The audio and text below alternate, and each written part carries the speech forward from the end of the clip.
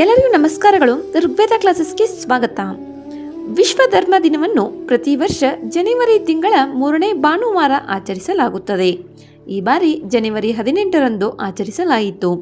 ಈ ದಿನವನ್ನು 1950ರಲ್ಲಿ ಬಹಾಯಿ ಧರ್ಮದ ಮೂಲಕ ಆರಂಭಿಸಲಾಯಿತು. ವಿಶ್ವ ಧರ್ಮ ದಿನದ ಮುಖ್ಯ ಉದ್ದೇಶವೆಂದರೆ ವಿವಿಧ ಧರ್ಮಗಳ ನಡುವಿನ ಸೌಹಾರ್ದತೆ, ಸಹಿಷ್ಣುತೆ ಮತ್ತು ಪರಸ್ಪರ ಅರ್ಥ ಮಾಡಿಕೊಳ್ಳುವಿಕೆಯನ್ನು ಉತ್ತೇಜಿಸುವುದು. ಜಗತ್ತಿನ ಎಲ್ಲ ಧರ್ಮಗಳು ಶಾಂತಿ, ಪ್ರೀತಿ, ಮಾನವೀಯತೆ ಮತ್ತು ಸತ್ಯವನ್ನು ಸಾರುತ್ತವೆ ಎಂಬ ಸಂದೇಶವನ್ನು ಈ ದಿನವು ನಮಗೆ ನೆನಪಿಸುತ್ತದೆ. ಧರ್ಮವು ಮಾನವರನ್ನು ವಿಭಜಿಸುವುದಕ್ಕಿಂತ ಒಗ್ಗೂಡಿಸುವ ಶಕ್ತಿಯಾಗಿರಬೇಕು ಎಂಬುದೇ ವಿಶ್ವ ಧರ್ಮ ದಿನದ ಮೂಲ ಆಶಯವಾಗಿದೆ. ಇಂದಿನ ಸಮಾಜದಲ್ಲಿ ಧಾರ್ಮಿಕ ಸಹಿಷ್ಣುತೆ ಅತ್ಯಂತ ಅಗತ್ಯವಾಗಿದೆ. ವಿಶ್ವ ಧರ್ಮ ದಿನವು ಶಾಂತಿ, ಏಕತೆ ಮತ್ತು ಸಹಬಾಳ್ವೆಯ ಮಹತ್ವವನ್ನು ಬೋಧಿಸುವ ದಿನವಾಗಿದೆ.